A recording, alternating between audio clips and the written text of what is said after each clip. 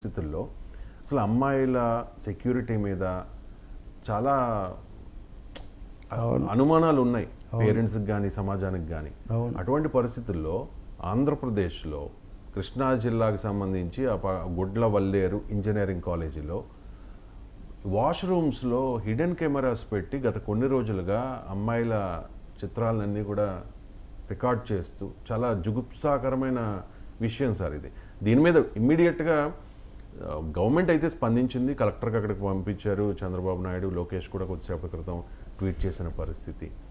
దీని మీద మీకు చాలా బాధ కలుగుతుందండి. అందరికీ ఆడపిల్లలు ఉన్నారు, కుటుంబాలు ఉన్నాయి. అమ్మాయిలు పాపం చదువుకొని ఇంజనీరింగ్ కోసం వెళ్తే అందులో కృష్ణా జిల్లా గుడ్లవేరు అంటే చాలామంది ప్రముఖులు చాలా చైతన్యానికి వీటన్నిటి కళలు అన్నిటికీ కూడా పెట్టినటువంటి పేరు. అటువంటి చోట ఇలాంటి ఘటనలు అందులో అమ్మాయిల హాస్టల్లో జరుగుతుందంటే మనం ఏం చెప్పాలి. మొన్న కూడా అంటే బోయో అని ఇది బోయో హోటల్, బోయో పరిధిలో ఉన్న హోటల్ హైదరాబాద్ది, శంషాబాద్లో. ఆ హోటల్లో రూమ్స్లో ఇవి పెట్టున్నాయండి కెమెరాస్. ఏంటండి ఇది అంటే ప్రైవసీ, పర్సనల్ సెక్యూరిటీ అనేది పూర్తిగా హరించుకుపోతుంది. ఇక్కడేమో చదువుకోవడానికి వచ్చిన చిన్న అమ్మాయిలు వాళ్ళ జీవితమే ఇంకా ప్రారంభించలేదు, వాళ్ళ బొమ్మలు తీసి అసలు వినడానికి కూడా చాలా జుగుప్స కలిగించే, భయం కల్పించేటటువంటి ఘటన. దీని మీద హోంమంత్రి కూడా అనిత కూడా ఇందాక మాట్లాడినట్టున్నారు. చాలా తీవ్రమైన విషయం అండి. దురదృష్టం ఏమంటే ఇప్పటికీ మీడియాలో ఒక అమ్మాయి ద్వారా అని అమ్మాయి పేరే పెడుతున్నారు. అమ్మాయి అబ్బాయి అనేది కాదు, ఎలాంటి శక్తులు దీని వెనక ఉన్నాయనేది ఇక్కడ ముఖ్యమైన అంశము. రెండవది యాజమాన్యాలు కూడా అవి ఎలా చూస్తున్నాయి, ఇవి ఎందుకు వాళ్ళు నిర్వహణలో అలాంటి జాగ్రత్తలు తీసుకోవటం లేదు. అసలు అమ్మాయిలకు భద్రత లేకుండా పోతున్నటువంటి ఈ పరిస్థితిని మనం ఎలా తీసుకోవాలి.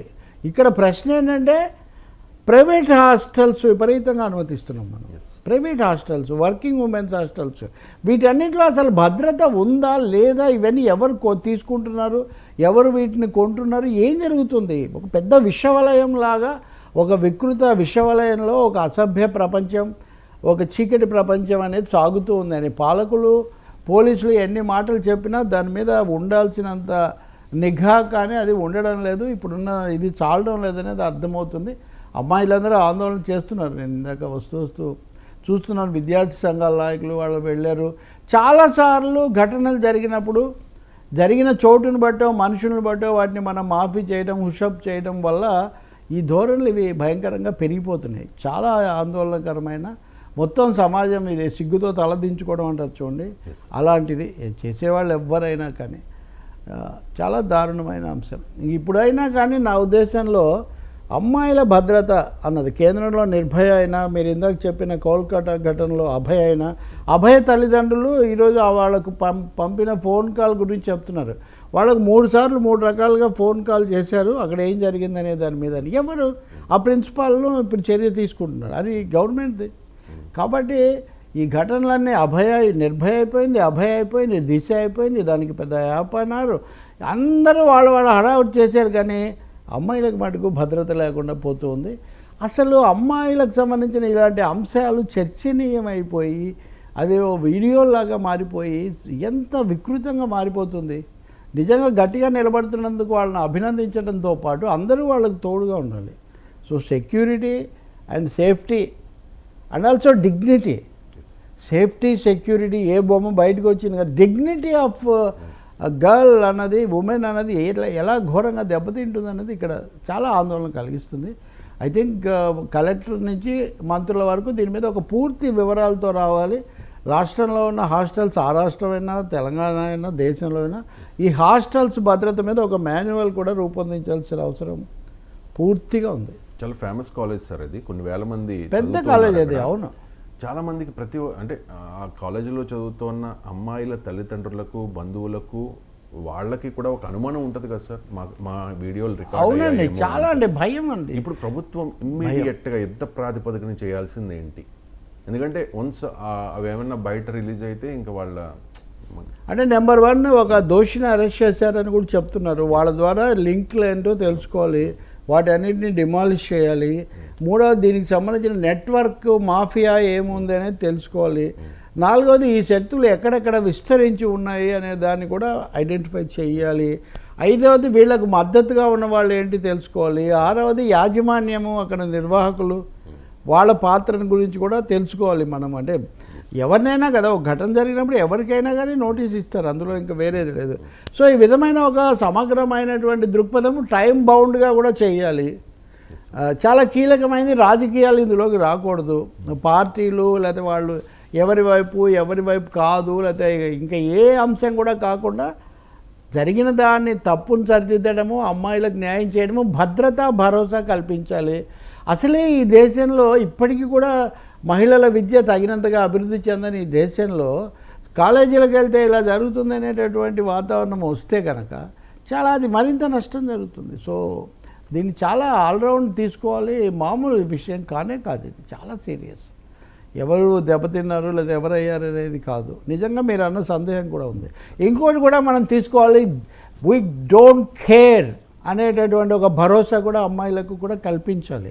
ఆ కల్ప్రిట్స్ను, ఆ దుండగులను పట్టుకోవటము, దాని గురించిన తప్పులు అది చేయటం ఒకటైతే, ఎవడో ఎక్కడో కెమెరా పెట్టి ఏదో చేస్తే దాంతో మాకేమీ దాని గురించి భయం కాదు, మాకు అసహ్యం కలుగుతుంది, మాకు ఆగ్రహం కలుగుతుంది తప్ప మేమేమీ తప్పు చేసి దీనికోసం వీళ్ళేదో సిగ్గుపడాల్సిన అంశం ఏం కాదు. ఇది సమాజం సిగ్గుపడాలి కానీ బాధితులు కాదు ఇక్కడ సిగ్గుపడాల్సింది. బాధితులకు మనం భరోసా కల్పించాలి.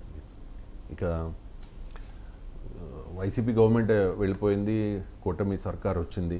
గత ప్రభుత్వంలో ఇన్ని అప్పులు చేశారు, మేము శ్వేతపత్రాలు పలానా శాఖల మీద విడుదల చేస్తూ ఉన్నాము అని చెప్పి గత ప్రభుత్వ తప్పిదాలను ఎండగడుతున్న క్రమంలో 1 by 1, ఇది కోఇన్సిడెన్సో లేకపోతే ప్లాండో నాకు తెలియదు కానీ, ఎవరికి తెలియదు కానీ, ఈ శ్వేతపత్రాల నుంచి బూతు చిత్రాల ఎపిసోడ్ స్టార్ట్ అయింది సార్.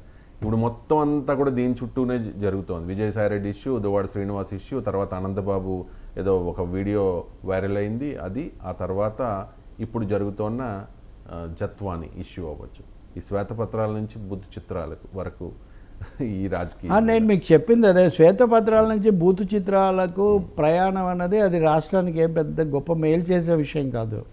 ఈ బూతు చిత్రాల్లో డర్టీ పిక్చర్స్లో ఉన్న వాళ్ళు ఎవరైనా వాళ్ళ మీద చర్య తీసుకోండి. మీరు చర్య తీసుకోవడం చాలా ముఖ్యం. చర్య తీసుకున్న తర్వాత అవసరమైతే వాళ్ళని ఎక్స్పోజ్ చేయండి. అంతేగాని ఇప్పుడు మన మీడియాలో కానీ రాజకీయాల్లో కానీ చర్చ శ్వేతపత్రాల మీద కంటే బూతు చిత్రాల మీద చాలా ఎక్కువగా జరుగుతుంది. నిన్న కూడా మనం మాట్లాడేమో, ఆ జత్వాని అనే ఆమె నటి వచ్చారు, ఆమె ఫిర్యాదు చేస్తారు, పోలీసులు చర్య తీసుకోవచ్చు, ఒక 3 పోలీసుల పేర్లు చెప్తున్నారు, ఆ అధికారులు, ఇవన్నీ చేయొచ్చు మీరు. కానీ అదే సమయంలో ఆ అంశమే చాలా ప్రధానమైపోయి ఒక విధంగా మీడియా సరుకులాగా ఇది మారిపోతుంది ఇక్కడ. ఇప్పుడు శ్వేతపత్రాల్లో మీరు ఆర్థిక లెక్కలు, ఇసుక దందా, ఎక్సైజు, ఇన్ని విషయాలు చెప్తారు, ఈ అప్పుల గురించి చెప్తారు, కేంద్రం నుంచి రావాల్సినవి చెప్తారు. వాటి మీద విధానాలకు సంబంధించిన సమస్యలకు సంబంధించిన చర్చ అది జరగకుండా ఇదే జరుగుతుంటే ఖచ్చితంగా ఈ బూత్ చిత్రాలు, వీళ్ళ యొక్క అసభ్యాలు, వాటి వల్ల రాష్ట్రానికి జరిగేవే. ఇదేం లేదు, తెలుసుకునేది కూడా ఏం లేదు. ఇలా చేయకూడదు, చేసిన వాళ్ళని శిక్షించాలి అనే ఒక అంశం తప్ప. ఇంకోవైపున ఏమవుతుంది, ఇప్పుడు జత్వాని వ్యవహారమే ఉంది. వైసీపీ వాళ్ళ మీడియా కనుక మనం చూస్తే అక్కడ ఏమీ లేదు, ఆమెదే తప్ప అన్నట్టుగా వాళ్ళు చెప్తారు. ఇది ఎక్కడి దారి తీస్తుంది ఇది? So we should end it somewhere. And వాటి ఇప్పుడు ఫామా ప్రమాదం జరిగింది, దాని మీద ఫర్దర్గా ఏమన్నా మనం చర్చలో సమాచారాలు ఏం లేదు. 1-2 రోజులు ఒక్కరోజు వార్త 22 మంది చనిపోతే అంటే 20